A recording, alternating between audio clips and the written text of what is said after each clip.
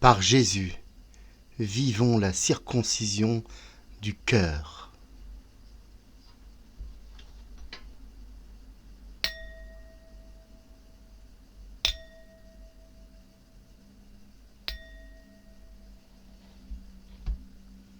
Au nom du Père, et du Fils, et du Saint-Esprit. Amen. Seigneur, ouvre mes lèvres, et ma bouche publiera ta louange. Venez, crions de joie pour le Seigneur. Acclamons le Dieu qui rachète et visite son peuple. Il a fait surgir la force qui nous sauve. Jésus, Christ est Seigneur. Alléluia. Chers frères et sœurs, chers amis dans le Christ, bonjour à toutes et à tous et bienvenue dans ce quotidien Jésus numéro 283. Nous sommes aujourd'hui le lundi 14 août 2023 et nous enregistrons la vidéo 176 dans la 19e semaine du temps ordinaire. Aujourd'hui, nous fêtons un saint peu ordinaire. Il s'agit de Saint Maximilien Kolbe, dont je vous parlerai un peu plus tard, qui est ici, juste en dessous de Notre-Dame de Lourdes, et qui est aussi dans la publication sur Hosanna. Saint Maximilien Kolbe, prêtre, frère mineur, martyr des camps de concentration, prie pour nous qui avons recours à toi.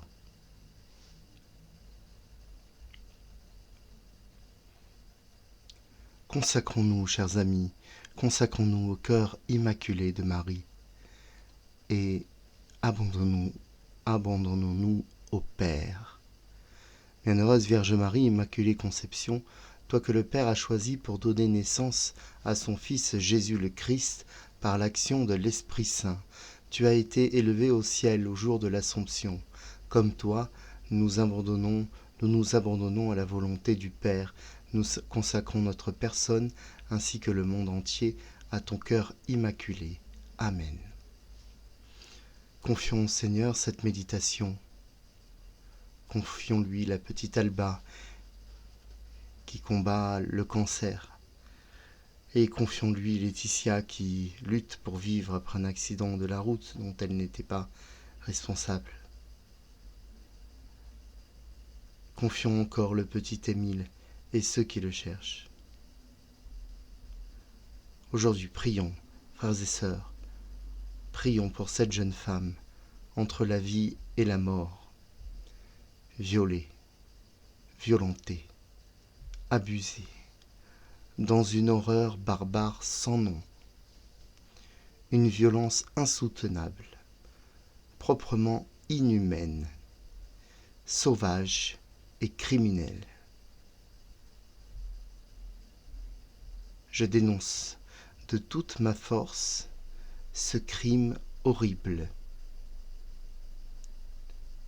Prions pour qu'elle reste en vie, qu'elle survive, qu'elle guérisse de ces terribles blessures, à peine croyables. Prions pour que justice soit faite, pour que le criminel ne puisse plus sévir. Seigneur, écoute-nous. Seigneur, exauce-nous. Pardonne-nous, Seigneur, car nous sommes pécheurs. Je confesse à Dieu Tout-Puissant et je reconnais devant vous, frères et sœurs, que j'ai péché en pensée, en parole, par action et par omission. Oui, j'ai vraiment péché. C'est pourquoi je supplie la bienheureuse Vierge Marie, les anges et tous les saints, et vous aussi, frères et sœurs, de prier pour moi le Seigneur notre Dieu. Que Dieu Tout-Puissant nous fasse miséricorde, qu'il nous pardonne nos péchés et qu'il nous conduise jusqu'en sa vie éternelle. Amen. Seigneur, prends pitié. Ô Christ, prends pitié. Seigneur, prends pitié.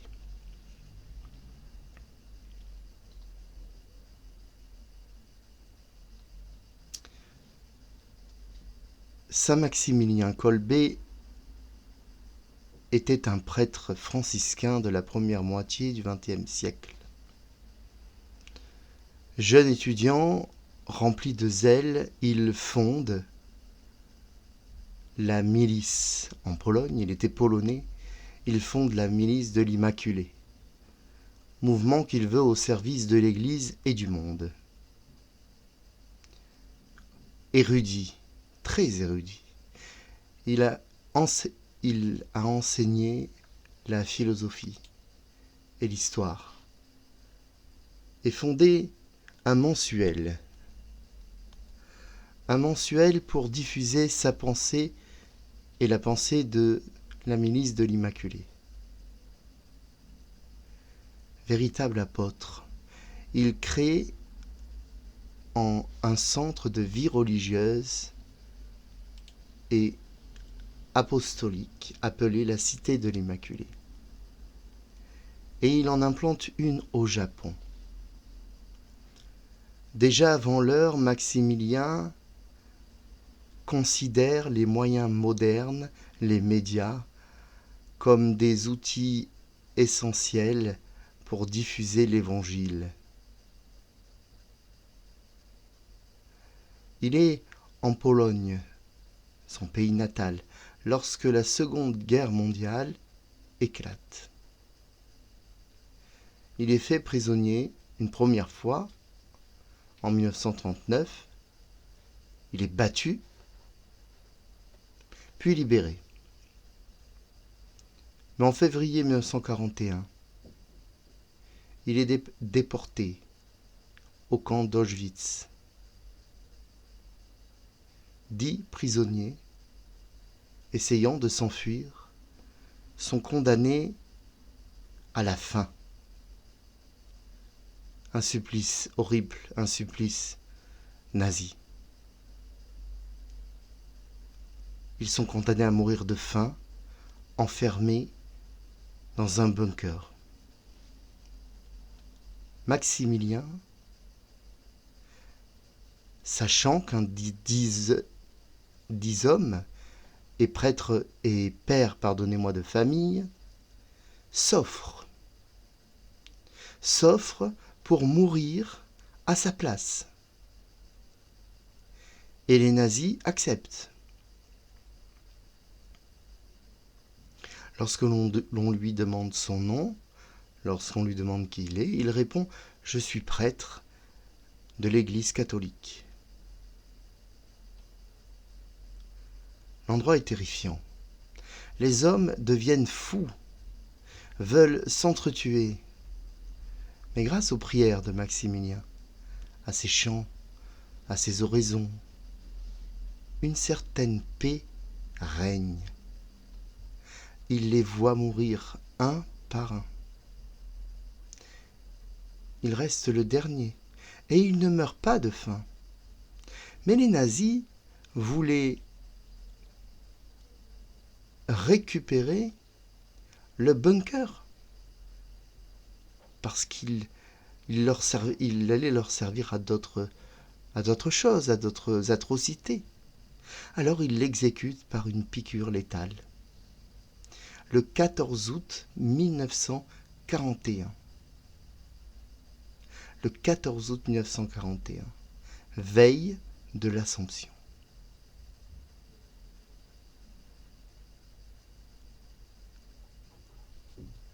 Le Saint-Pape Jean-Paul II le canonise en 1982. Le père de famille que Maximilien a sauvé, qui était toujours en vie, fut à la cérémonie. Quelle plus belle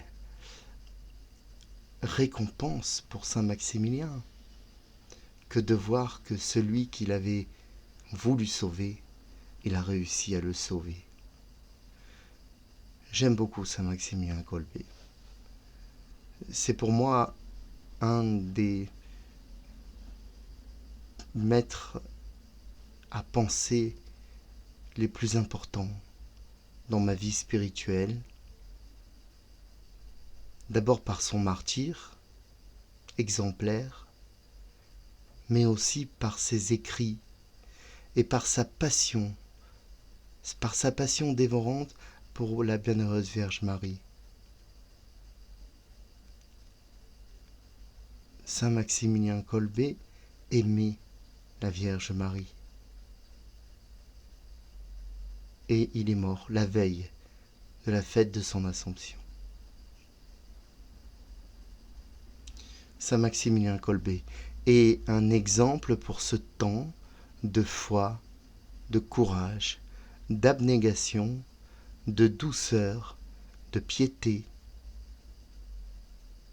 Puisse Dieu nous donner de suivre ce parcours.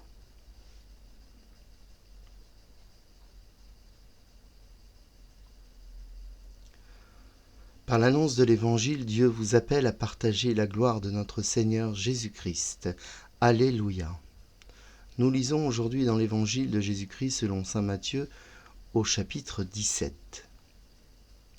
En ce temps-là, comme Jésus et les disciples étaient réunis en Galilée, il leur dit : « Le Fils de l'homme va être livré aux mains des hommes, ils le tueront, et le troisième jour, il ressuscitera. » Et ils furent profondément attristés.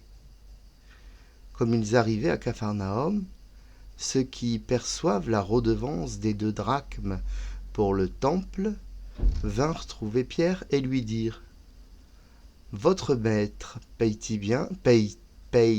bien les 2 drachmes, n'est-ce pas ? » Il répondit : « Oui. » Quand Pierre entra dans la maison, Jésus prit la parole le premier. « Simon, quel est ton avis ? Les rois de la terre, de qui perçoivent-ils les taxes ou l'impôt ? De leurs fils ou des autres personnes ? » Pierre lui répondit : « Des autres. » Et Jésus reprit : « Donc les fils sont libres. Mais pour ne pas scandaliser les gens, va donc jusqu'à la mer, jette l'hameçon, et saisis le premier poisson qui mordra. Ouvre-lui la bouche, et tu y trouveras une pièce de 4 drachmes. Prends-la, tu la donneras pour moi et pour toi. » Acclamons la parole de Dieu. Louange à toi, Seigneur Jésus. Dieu est le roi des rois, le Seigneur des seigneurs. Par conséquent, Dieu ne doit rien à personne, ni or, ni argent. Dieu a voulu tout ce qui est et a souhaité tout ce qui est, a créé tout ce qui est. Mais lui est l'incréé. Personne n'est à son origine. Il est de toute éternité.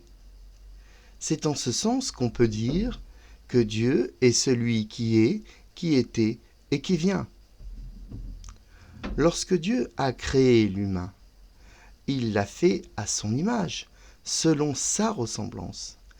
Il l'a façonné de la terre, lui a insufflé la vie, l'a doté d'une âme spirituelle, d'une intelligence, lui a confié la création. Seulement le péché s'est installé chez l'homme, par l'entremise de Satan, ange qui s'est détourné de Dieu, en commençant par Adam et Ève. Dans le livre du Deutéronome, qui est un livre fondateur, Moïse, qui s'adresse au peuple d'Israël, lui donne bon nombre de conseils et de considérations et d'ordonnances. Et nous qui sommes chrétiens, bien des millénaires après, nous pouvons les prendre pour nous-mêmes, car ils sont aussi éternels que Dieu est éternel. Moïse rappelle que le Seigneur est seul et un, qu'il n'y a pas d'autre Dieu que lui. Aussi, Moïse nous rappelle que nous devons aimer Dieu, mais pas seulement l'aimer comme on respecterait un maître, non. L'aimer de tout notre cœur, de toute notre âme, de tout notre esprit, de toute notre force. Et j'ajouterai, car c'est en filigrane, de tout notre corps. Oui, de tout notre corps, parce que le corps n'est pas à négliger. Le corps n'est pas à considérer comme un vulgaire vecteur permettant à l'âme d'avoir un outil utile. C'est par ailleurs un procès qui est fait, un faux procès qui est fait à l'Église catholique, de ce qui est de la prétendue négation du corps et de la chair. Pourtant, c'est absolument le contraire.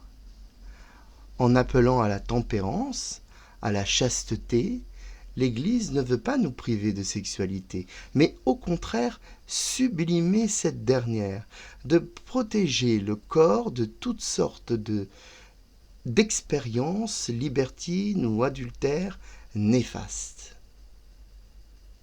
Dominer, il faut bien le dire, c'est ainsi, par le désir d'homme dominateur pour qui la femme devient un objet. L'Église nous conseille de garder notre corps le plus sain et saïen possible. Si certains font du sport pour entretenir ce corps que Dieu nous a donné, c'est bien ainsi, c'est bien.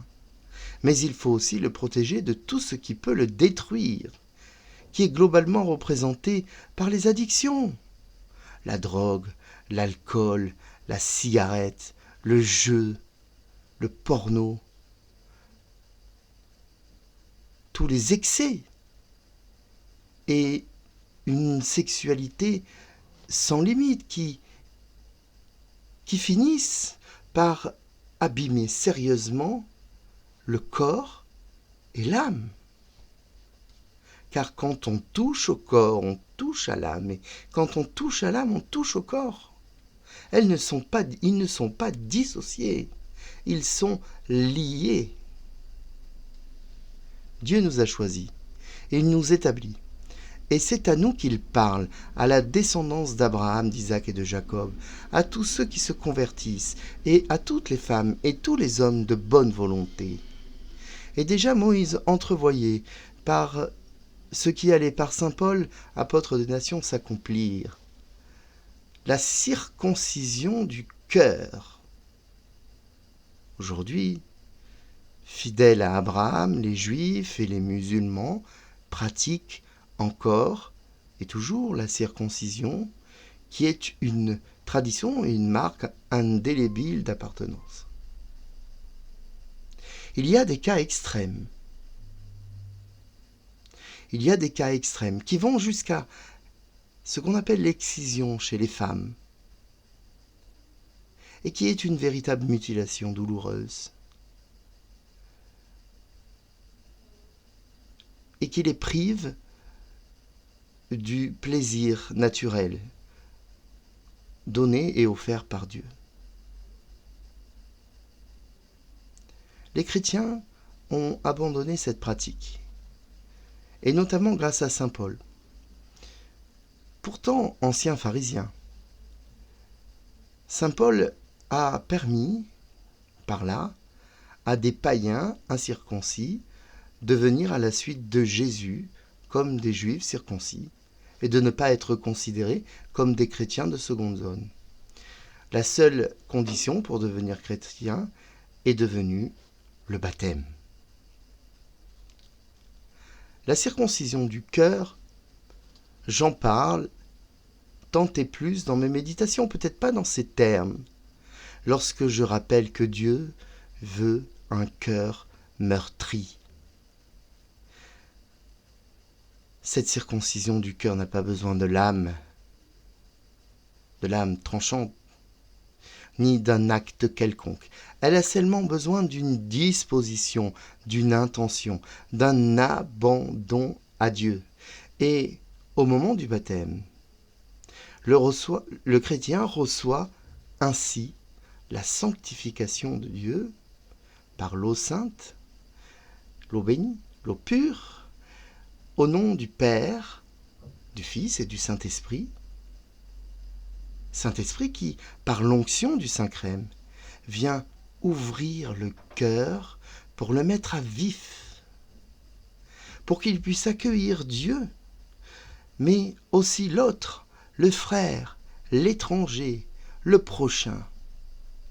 Quelle actualité lorsque nous entendons Moïse nous dire qu'il faille accueillir l'immigré. Ce qu'on appelle aujourd'hui le migrant. C'est un mot que je n'aime pas trop, le migrant. Parce que nous avons été dans l'histoire des immigrés. Évidemment, face aux fortes migrations actuelles, cela ne peut se faire dans le chaos, comme c'est actuellement, mais dans une collaboration globale, internationale, qui permette une régulation, une vraie reconnaissance de ces personnes comme des humains et des frères. Face à cette catastrophe, toutes les nations doivent prendre leur part. Sinon, une nation sera saturée et cela sera invivable. C'est logique. Mais il faut que toutes les nations prennent leur part.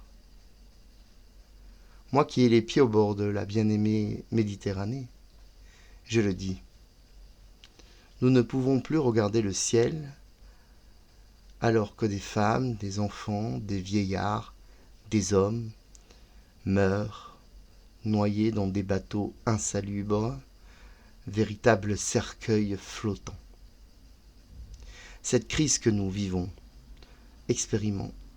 environnementale, diplomatique, humanitaire, sociale, face à une inflation galopante, est un défi pour notre génération. Nous le voyons dans l'Évangile que la question de l'impôt a toujours été un problème. Et ici, on demande à Pierre si Jésus paye sa redevance, comme tout le monde. Ce à quoi Pierre répond à l'affirmative, sans réfléchir, il ne sait même pas. Et Jésus le sait, l'entend, et le met à l'épreuve. Le roi doit-il payer l'impôt ? La question est simple et si complexe. Elle s'est posée en Angleterre. Le souverain doit-il payer l'impôt ? La famille royale, dans une période sociale difficile, a fini par mettre la main à la poche, symboliquement. Ça n'a pas sauvé l'impôt, parce que il faut beaucoup de personnes qui payent l'impôt pour avoir une somme qui puisse aider. Donc l'impôt payé par le roi, la reine en l'occurrence, c'était pas significatif, mais c'était symbolique. Jésus est le roi des rois. Il n'a aucune obligation de payer l'impôt. Il est à l'origine de tout a été fait par lui et pour lui. Et pourtant, il le fait. Jésus vient d'annoncer sa passion, mais aussi sa résurrection, et les disciples ne comprennent pas. Ils ne comprennent pas ce qu'il dit, ils ne peuvent pas se l'imaginer. Ils sont tristes alors que la résurrection est la victoire sur la mort. Jésus va jusqu'au bout de l'humanité qu'il a décidé d'incarner pour la sauver de son propre péché. Alors Jésus le dit, il ne faut pas faire scandale, il faut payer. La suite de cet évangile est un peu mystérieuse et nous ne savons pas trop l'expliquer. Certains disent qu'il s'agit d'un morceau de parabole, mais elle a quelque chose d'intéressant. Jésus demande à Pierre d'aller pêcher pour trouver dans le premier poisson qu'il attrapera 4 drachmes nécessaires, les 4 drachmes nécessaires pour lui et Jésus. Ce que nous pouvons y voir, c'est d'abord que Jésus n'a pas d'argent. Il ne peut pas payer la redevance parce qu'il n'a pas d'argent. Il n'a rien en propre, il ne possède rien. Mais ces sous qu'on lui réclame, cela n'est pas à la manière des hommes qu'il les obtient, mais dans la bouche d'une créature. Jésus S'il fait comme font les hommes, il rappelle aussi que c'est par sa divinité qu'il y répond, dans ce petit miracle. Jésus n'a pas à s'occuper de ces questions qui sont des questions matérielles. Et il envoie Pierre, pilier de l'Église, considéré comme le premier pape, faire son métier. Pierre est pêcheur, pour aller chercher dans le poisson, symbole très christique, ce qu'il faut. Pierre préfigure l'Église, une Église qui, si elle s'occupera des âmes, devra aussi gérer les problèmes matériels et très concrets d'argent, de main-d'œuvre, de charpente et de pierre, d'ouvriers pour la moisson, et aussi des assauts dont elle sera l'objet tout au long de son histoire. Mais comme pour le baptisé, l'Esprit Saint agit.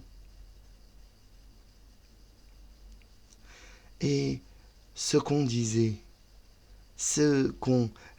être une petite secte juive, c'est comme ça que l'on appelait le christianisme naissant, les chrétiens, une petite secte juive, est devenue une grande institution mondiale, a connu des crises, est donnée en déclin.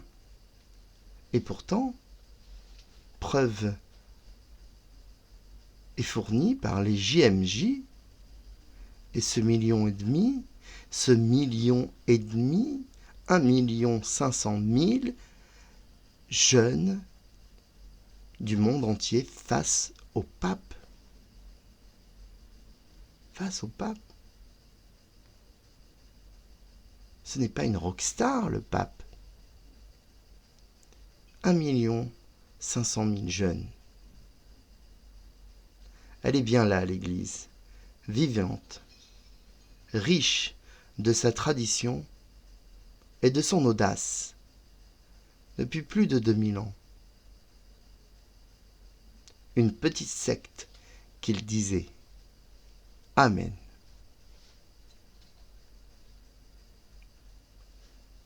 Nous pouvons lire aujourd'hui dans l'office des lectures une partie d'une lettre de Saint Maximilien, Marie Kolbe. Chers frères, j'éprouve une grande joie à cause du zèle brûlant qui t'enflamme pour promouvoir la grâce, la gloire de Dieu. À notre époque, ce n'est pas sans douleur que nous voyons comme une épidémie ce qu'on appelle l'indifférentisme, se propager de diverses manières, non seulement chez les laïcs, mais même dans les communautés religieuses. Et pourtant, puisque Dieu est digne d'une gloire infinie, il nous importe d'abord et au plus haut point de lui rendre la plus grande gloire à la mesure de nos pauvres forces. Ce Dieu, seul infini, très sage, très clément, est le Seigneur, le Créateur est notre Père, principe et fin. Principe et fin. J'avais perdu le fil, pardonnez-moi. Principe et fin, sagesse, puissance et amour. Dieu est tout. Aimons donc, aimons suprêmement le Père Céleste très aimant. Nous obtiendrons tout cela plus facilement par la Vierge Immaculée, à qui Dieu a bien voulu confier la dispensation de sa miséricorde. Et il ne fait aucun doute que la volonté de Marie ne soit pour nous exactement la volonté de Dieu. Laissons-nous donc diriger par elle, laissons-nous conduire par sa main, soyons sous sa conduite tranquille et confiants. Fin de citation. Intercédons aux prières des laudes. Dieu notre Maître, nous te supplions que brille sur nous ton visage. Ouvre les yeux de notre cœur, que nous puissions te connaître. Que brille sur nous ton visage. Délivre-nous du péché par ta puissance. que brille sur nous ton visage. Garde-nous de craindre ceux qui nous haïssent, que brille sur nous ton visage. Fais-nous vivre dans la concorde et la paix, afin que tous les habitants de la terre accordent à tes enfants la joie et le bonheur. Que brille ton visage. Pour vos intentions de prière.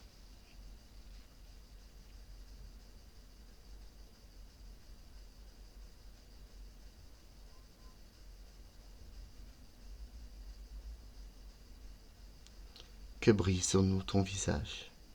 Prions particulièrement pour cette pauvre jeune femme violée et entre la vie et la mort. Notre Père, qui es aux cieux, que ton nom soit sanctifié, que ton règne vienne, que ta volonté soit faite sur la terre comme au ciel.